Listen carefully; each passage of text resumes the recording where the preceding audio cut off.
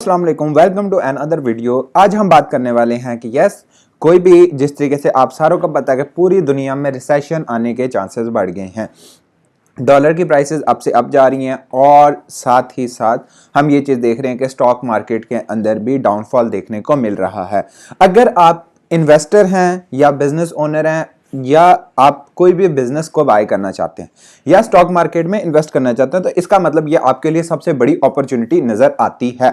अगर आप ये कोई भी आदमी, कोई भी बिगनर इस चीज के अंदर, स्टॉक मार्केट के अंदर इन्वेस्ट करना चाह रहा है, स्टार्ट करना चाह रहा है, इन्वेस्टिंग जर्नी को स्टार्ट करना चाह रहा है, अपने पोर्टफोलियो को जनरेट करना चाह रहा है या पोर्टफोलियो को इनहेंस करना चाह रहा है, तो मैं उम्मीद करता हूं कि आप अगर इस वीडियो को पूरा देख लेंगे तो इंशाल्लाह आप इन्वेस्टिंग अपनी जर्नी को स्टार्ट करके और अपनी इन्वेस्टिंग जर्नी को बड़ा आसान बना लेंगे। चलें, विदाउट वेस्टिंग एनी टाइम हम आज स्टार्ट करते हैं हमारी वीडियो को। आज हम बात करने वाले हैं कि यस, आप कौन से 10 ऐसे स्टेप्स हैं जिनको आपने याद रखना है कि यस, कि मैं स्टॉक मार्केट के अंदर इन्वेस्ट करने लगा हूं तो मुझे इन चीजों का ध्यान रखना है।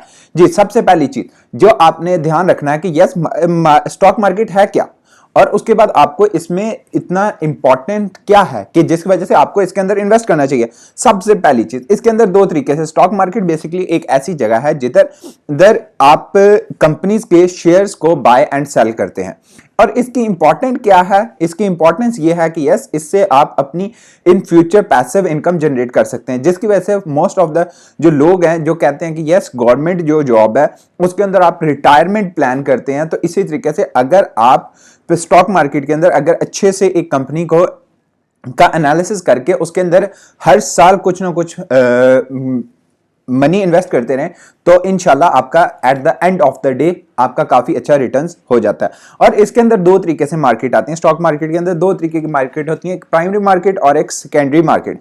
प्राइमरी मार्केट वो होती है कि जिनके अंदर आपके आईपीओज इन्वॉल्व होते हैं। आईपीओज बेसिकली वो होते हैं कि जो अभी कंपनी एक ग्रो कर रही है बट अभी वो कह रही है कि यस, मैं पब्लिकली जाकर लोगों से पैसा लूंगी ताकि मैं ग्रो कर सकूं।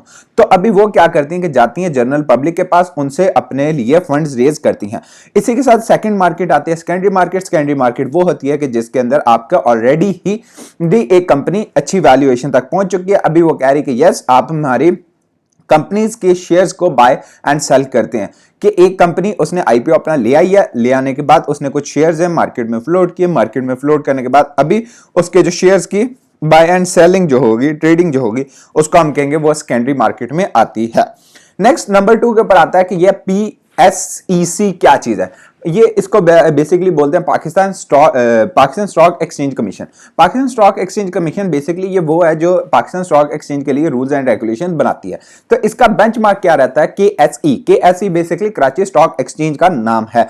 तो इसके अंदर क्या चीज आती है कि 100 का मतलब ये है कि यस, वो वाली कंपनीज जिनका मार्केट कैपिटलाइजेशन पूरे पाकिस्तान में जिनका सबसे बड़ी जो कंपनीज है, जिनका सबसे ज्यादा मार्केट कैपिटलाइजेशन है, जिनके सबसे ज्यादा शेयर्स हैं कराची स्टॉक एक्सचेंज के अंदर, जिसको आप पाकिस्तान स्टॉक एक्सचेंज के नाम से भी जानते हैं, तो वो उधर उनके अंदर 100 के अंदर आती हैं। तो उसकी जो प्राइसेस हैं अप एंड डाउन रहती हैं, बट मैं आपको ये सजेस्ट करूंगा कि ओवरऑल जो रिटर्न्स हैं इनके अंदर काफी स्टेबलाइज रहते हैं, क्योंकि ये 100 कंपनीज चेंज होती रहती है, but according to their proportion आपका ये उधर मनी आपके ने जो भी इन्वेस्टमेंट की होती है वो उधर सब डिवाइड होती रहती है। नेक्स्ट नंबर 3 के ऊपर एक आपने इक्विटी का कॉन्सेप्ट सुना होगा। इक्विटी बेसिकली वो चीज होती है कि यस, अगर आपने एक आदमी है, इधर दो सिनेरियोज हैं, scenario A and scenario B. Scenario A basically ये कहता है कि एक आदमी है जिसके पास 60 लाख रुपया और उसने 40 लाख रुपया अपने बैंक से उधार लिया है, और इससे आपकी टोटल कंपनी की जो कॉस्ट हो जाएगी वो 1 करोड़ रुपए हो जाएगी। बट इससे क्या होगा कि आपने डेट इक्विटी की है, कि अपनी इक्विटी को डाइल्यूट करके कोई ना कोई डेट खरीदा है। डेट का मतलब होता है कि ये वो चीज है जो आपको पे बैक करनी ही करनी है। इसी के साथ दूसरा सिनेरियो देखते हैं। दूसरा सिनेरियो क्या है कि यस, एक आदमी है, उसने 60 लाख रुपए अपने पास से लगाए, इन्वेस्टमेंट किया और साथ एक अपना पार्टनर लेकर आए। पार्टनर ने 40 लाख की इन्वेस्टमेंट किया, जैसे टोटल कंपनी की जो कॉस्ट है दोनों सिनेरियोज के अंदर बेसिकली सेम है, बट जो डिफरेंस आता है वो ये चीज का आता है कि यस, कि एक के अंदर उन्होंने डेट फंडिंग किया जिसको वो एक तरीके से लाइबिलिटी जनरेट किया जिसको उनको पे करना ही करना है। दूसरी तरफ उन्होंने अपनी पार्टनरशिप दी है, तो पार्टनरशिप के अंदर ये चीज होता है कि यस, अगर कोई भी पार्टनर आपका अच्छा इन्फ्लुएंशियल पर्सन है तो वो अपने साथ अपना डिस्ट्रीब्यूशन चैनल, अपना नेटवर्क वो आपके साथ लेकर आएगा। तो दोनों ही केस के अंदर उन्होंने 1 करोड़ की वैल्यूएशन पर पहुंच गए हैं। हम इसे वैल्यूएशन तो नहीं बोलेंगे, कंपनी की कॉस्ट बोलेंगे कि वो 1 करोड़ की कंपनी हो चुकी है। बट जो इधर दोनों में बेनिफिशियल रहता है वो ऑप्शन ए रहता है, जब भी आप इन्वेस्टमेंट अपनी कर रहे हो तो आपने इस चीज़ का ध्यान रखना है कि यस, आपकी जो कंपनी है, जो भी आप जिस भी कंपनी में वो इन्वेस्ट कर रहे हैं, तो उसके अंदर ये चीज़ आपने देख लेना है कि डेट आपका कितना है, अगर वो पार्टनरशिप बेस्ड है या आपने डेट डाइल्यूट करके उन्होंने इक्विटी को जनरेट किया है। इसी के साथ हम नेक्स्ट 4th पॉइंट के ऊपर चलेंगे। 4th पॉइंट आपका कौन सा है कि आप अपना इन्वेस्टिंग जर्नी को स्टार्ट कैसे करेंगे। पहले नंबर पर ये चीज़ आएगी कि यस, आप अपना ट्रेडिंग एक अकाउंट खोलेंगे और उसके बाद ब्रोकरेज ऐप एक डाउनलोड करेंगे, और 3rd नंबर पर एक राइट स्टॉक चूज करेंगे, और चौथे स्टेप पर आपका क्या आ जाता है, आप ऑनलाइन ट्रेडिंग करेंगे। ऑनलाइन ट्रेडिंग बेसिकली उसकी काफ़ी सारी टाइप्स होती हैं। उसके अंदर कौन कौन सी टाइप्स आती हैं, पहले नंबर पर आती है इंट्राडे। इंट्राडे का मतलब होता है कि आपने उसी दिन खरीदा उसी दिन बेच दिया। नेक्स्ट नंबर 2 के ऊपर buy today and sell tomorrow. इसके अंदर ये चीज आता है कि यस, आपने आज खरीदा कल बेच दिया, ठीक। और स्कैल्पिंग और स्प्रेडिंग। स्कैल्पिंग और स्प्रेडिंग, स्कैल्पिंग का मतलब होता है कि यस, आपने ग्राउंड लेवल पर गए, वो कोई भी शेयर्स नीचे गया तो आपने उसको खरीदा, और जब वो ऊपर गया आपने उसको सेल कर दिया। और स्प्रेडिंग का मतलब होता है कि यस, आपने काफ़ी सारी जगह पर आपने इन्वेस्ट किया, इन्वेस्ट करने के बाद आपने अपने रिस्क को डाइवर्सिफाई कर दिया, डाइवर्सिफाई करने से आपका ओवरऑल जो रिटर्न्स है वो काफ़ी एवरेज आ गए। मोमेंटम, मोमेंटम के अंदर ये चीज आता है कि यस, आपने मोमेंटम के अंदर ये चीज देखनी होती है कि यस, आपको एक चीज का पता है कि ये चीज बहुत जल्दी आगे ग्रो कर रही है, बहुत जल्दी मूव कर रही है, तो एक तरीके से मोमेंटम में है कि जिस तरीके से अगर हम बोलेंगे कोई भी क्लॉथ इंडस्ट्री है, तो अभी जब उनकी जो सीजन का स्टार्ट होता है, सीजन के स्टार्ट के अंदर वो क्या होता है कि यस, उसका एक बूम रहता है, तो इसलिए उसके अंदर मोमेंटम रहेगा, तो आपने उस मोमेंटम को पकड़ के आपने उस वाली कंपनीज के अंदर इन्वेस्टमेंट स्टार्ट कर दी। इसी के साथ 7वां पॉइंट आता है कि yes, seeing position trading. Seeing position trading, अभी आपने देखा कि एक पोजीशन को देखते हुए, जिससे कि अगर आप चाहते हैं कि मैं इसके ऊपर पूरी डिटेल वीडियो बनाऊं तो आप जरूर बताइएगा। इसके अंदर ये आता है कि यस, आप कैंडलस्टिक पैटर्न्स को देखते हुए आप उसके ऊपर इन्वेस्टिंग जर्नी अपनी स्टार्ट करते हैं। और ये एल्गो ट्रेडिंग के अंदर ये चीज आती है कि यस, आपने एक एल्गोरिदम को देखा कि यस, ये पहले जो कंपनी है ये बेसिकली कैंडलस्टिक्स के ऊपर होता है कि यस, आपने देखा कि यस, पहले जो 20 साल 25 साल जो मैं इसका देख रहा हूं कि पिछले जो साल हैं उनके अंदर इनका ये पैटर्न रहा है कि आप एक एल्गोरिदम को देख रहे हैं कि यस, ये पहले जो है कंपनी डाउनफॉल की तरफ आती है, but with the passage of time एक इंक्रीजिंग पैटर्न की तरफ जाती है। इसी के साथ हम 5वें पॉइंट की तरफ चलेंगे कि यस, आपने चेक करना है कि कंपनी की परफॉर्मेंस कैसी है, आप कंपनी काम कैसा कर रही है, आप कंपनी के अंदर जिसके अंदर भी इन्वेस्टमेंट कर रहे हैं तो वो आपको रिटर्न्स कितना देगी। तो इसके लिए आप सबसे पहले जो चीज है मार्केट कैप को चेक कर लेंगे। मार्केट कैप का मतलब ये होता है कि यस, टोटल मार्केट के अंदर वो कंपनी की टोटल वैल्यूएशन कितनी है, कि कंपनी की कैपिटलाइजेशन कितनी है, कि कितना मार्केट से वो जो उसने शेयर्स हैं कितने के उठाए हैं। उसका एक सिंपल फॉर्मूला होता है कि number of shares multiply by उनकी फेस वैल्यू कितनी है। फेस वैल्यू बेसिकली वो होती है कि जो उसके शेयर्स के ऊपर जो लिखी हुई होती है।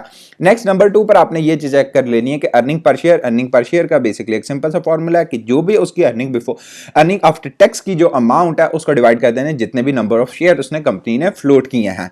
तो next price to earning ratio के अंदर ये चीज आता है कि यस, मार्केट की प्राइस क्या है और कंपनी की जो अर्निंग है पर शेयर वो कितनी है, वो आपको ये चीज बता दे कि यस, कि अगर आप आज ये एक शेयर लेंगे तो इतने साल के बाद या इतने दिनों के बाद ये आपको इतना रिटर्न्स देगी। नेक्स्ट जो आता है price to book ratio. Price to book ratio का मतलब ये था कि अभी करंट प्राइस क्या है और उसकी बुक वैल्यू क्या है। जिस तरीके से जब भी कोई भी कंपनी स्टार्ट होती है तो उसकी जो अपने शेयर्स जो ऑफर करती है वो एक तरीके से एक मिलीनियम अमाउंट के ऊपर होते हैं। जिस तरीके से अगर हम बात करें कि वॉरेन बफे की शेयर बक्स कंपनी की जब वो स्टार्ट हुई थी तो वो उस टाइम पर कुछ $34-35 के करीब था, बट आज उसका शेयर तकरीबन 3000 या 46 कुछ यूं करके राउंड ऑफ में है, कि जिससे आपको ये चीज पता चलता है कि यस, अभी उसकी बुक वैल्यू जब वो स्टार्ट हुई थी तब उसकी ये इधर बुक वैल्यू का मतलब ये होगा कि यस, करंटली अभी उसकी प्राइस क्या है और उसकी बुक्स के अंदर उसकी वैल्यू क्या है। नेक्स्ट नंबर नंबर पर चलते हैं कि यस एंटरप्राइज वैल्यूएशन के अंदर जो हमने पहले मार्केट कैप निकाला उसके अंदर से आप प्लस कर देंगे total date minus cash equivalent का मतलब ये होता है कि यस जो भी उसके पास कैश रिजर्व्स पड़े हुए हैं। नेक्स्ट नंबर 6 के ऊपर चलते हैं। नंबर 6 आपका क्या है कि technical terms of the stock market. Technical terms जो आप देखेंगे, आईपीओज आ गए, एफपीओज आ गए, राइट इश्यूज हो गए, dividend, bonuses, share split. IPO basically क्या होते हैं कि जिसके अंदर इनिशियल पब्लिक ऑफरिंग, जिसको बोलते हैं कि इनिशियल पब्लिक ऑफरिंग, कोई भी कंपनी एक अच्छी खासी चल रही है तो उसके अंदर लोगों को कहना कि आप आकर इन्वेस्ट करें। एफपीओ बेसिकली क्या होते हैं, फॉलोइंग पब्लिक ऑफर। इसके अंदर ये चीज आता है कि यस कि आपने क्या किया कि पब्लिक को एक तरीके से कह रहे हैं कि यस आकर हमारी कंपनी में इन्वेस्ट करें। आपने आईपीओज लेकर आ चुके हैं। आईपीओज के बाद जो सेकंड राउंड होता है वो ये होता है राइट्स इश्यू करना। राइट्स इश्यू करने का मतलब ये होता है कि यस आपने जो डिसीजन मेकिंग कम्युनिटी है उसके अंदर कुछ लोगों को वो दिए हैं, राइट्स दिए हैं कि यस आप आकर अपनी बात को रख सकते हैं। डिविडेंड का मतलब ये होता है कि यस आपने कोई भी जो आपने एक स्पेसिफिक टाइम के लिए एक शेयर्स को होल्ड करके रखा है। होल्ड रखने के बाद आपने क्या किया कि उसके ऊपर आपको कंपनी डिविडेंड देती है। बोनस बेसिकली आपको डिविडेंड और बोनस दोनों सेपरेट चीजें हैं। डिविडेंड का मतलब होता है कि यस आपका इतने शेयर्स हैं तो आपको in the form of shares मिलेगा, और बोनसेस आपको मिलते हैं in the form of money, मतलब कि आपको पैसे मिल जाएंगे। शेयर स्प्लिट का मतलब ये होता है कि यस अगर एक तरीके से शेयर्स को स्प्लिट करना मतलब शेयर्स को डिवाइड कर देना कि यस कि अभी आपकी जो कंपनी है वो क्या करती है कि यस कि उन्होंने शेयर स्प्लिट कर दिए, मतलब शेयर्स को डिवाइड कर दिया कि आपके 2 शेयर्स थे तो आपको एक शेयर उसका कर दिया कि उसकी कंपनी की वैल्यू बढ़ गई या कंपनी लॉसेस के अंदर जा रही है। इसी के साथ सातवें की तरफ चलेंगे। सातवां क्या आता है कि आप इसके अलावा और कौन से प्लेटफॉर्म्स हैं जिधर आप कह सकते हैं यस मैं इधर इन्वेस्टमेंट करनी चाहिए। पहले नंबर पर आता है future stocks, stock options, short selling. Future stocks इनके ऊपर बहुत सारी डिटेल वीडियोस बन सकती हैं तो आप मुझे ज़रूर बताइएगा, मैं इनके ऊपर भी आपको पूरी की पूरी डिटेल वीडियो बनाकर दे दूंगा। नेक्स्ट शेयर एनालिसिस के अंदर आपने किसी भी शेयर का एनालिसिस करना था वो किस तरीके से करेंगे। शेयर एनालिसिस के लिए दो टर्म्स बहुत ज़्यादा द जो सुनी जाती हैं, एक फंडामेंटल एनालिसिस और एक technical analysis. Technical analysis basically ये होता है कि यस आप कंपनी की पास्ट परफॉर्मेंस को चेक करते हैं, पास्ट परफॉर्मेंस को चेक करने के बाद आप उस कंपनी के अंदर इन्वेस्टमेंट करते हैं। और फंडामेंटल एनालिसिस का ये होता है कि कंपनी की स्ट्रेंथ क्या है। अभी टेक्निकल और फंडामेंटल के अंदर आप ये चीज़ कर सकते हैं कि यस जिस तरीके से आपने कोई भी मार्केट कहीं भी इन्वेस्टमेंट करने जा रहे हैं तो आप उसका 5 साल का, 10 साल का, 15 साल का, 20 साल का रिकॉर्ड चेक करते हैं कि यस पिछले 20 साल 25 साल के अंदर कंपनी ने क्या क्या किया। बट फंडामेंटल के अंदर आप ये चीज जाकर चेक करते हैं कि यस ये कंपनी है, कंपनी के स्ट्रेंथ क्या है, वीकनेसेस क्या है, कि आप उसके अंदर कौन सा कॉम्पिटिटिव एज है, जो ऐसा काम, ये कोई ऐसा काम जो कंपनी कर रही है जो वो कस्टमर वो खुद अपने आप पर नहीं कर सकते। जिस तरीके से आप अगर वॉरेन बफे की बात करें तो वॉरेन बफे फंडामेंटल एनालिसिस पर ज़्यादा ध्यान देते हैं कि जबकि उनके जो टीचर थे बेल्जियमन ग्राहम वो क्या करते थे, टेक्निकल एनालिसिस पर ज़्यादा ध्यान देते थे। तो इस वजह से उनका इस बात पर क्लैश आया तो उन दोनों ने एक दूसरे को छोड़ दिया। बट उसको छोड़कर हम अपनी बात की तरफ आते हैं कि टेक्निकल और फंडामेंटल एनालिसिस बेसिकली क्या होते हैं कि यस एक कंपनी की पास्ट परफॉर्मेंस होती है और एक होता है कि यस उसकी कंपनी की स्ट्रेंथ क्या है। इसी के साथ नंबर 9 के ऊपर यह आ जाता है कि यस आपने अभी अपनी स्टॉक मार्केट जर्नी स्टार्ट तो कर लिया तो आपने ये चीज़ का ध्यान रखना है कि यस स्टॉप लॉस लगाना है। स्टॉप लॉस का बेसिकली मतलब ये होता है कि यस आपने जो भी स्टॉक परचेज किया है तो उसके अंदर आपकी कितनी आप बर्दाश्त कर सकते हैं कि यस कि आप इतने तक का लॉस बर्दाश्त करेंगे, उसके अलावा नहीं। नंबर 10 के ऊपर आ जाता है कि आपके इन्वेस्टमेंट और कौन कौन सी हो सकती हैं। पहले नंबर पर आपकी क्या आ जाता है, म्यूचुअल फंड बेसिकली वो होते हैं कि यस जिस तरीके से ये म्यूचुअल फंड्स वो होते हैं कि जिस तरीके से आपकी एक म्यूचुअल के अंदर, म्यूचुअल वर्ड का मतलब होता है कि यस आपके फंड्स होंगे वो एक कंबाइन जो होंगे। म्यूचुअल फंड मैनेजर जो होगा वो अपने मर्जी से जो भी कंपनी अच्छी रिटर्न्स दे रही होंगी उनके अंदर इन्वेस्ट कर देगा। ईटीसी का मतलब होता है कि एक्सचेंज ट्रेड फंड का मतलब ये होता है कि यस आप किसी भी एक्सचेंज के थ्रू ट्रेड कर रहे हैं, कमोडिटीज़ के अंदर ट्रेड कर रहे हैं और करेंसी मनी के अंदर ट्रेड कर रहे हैं।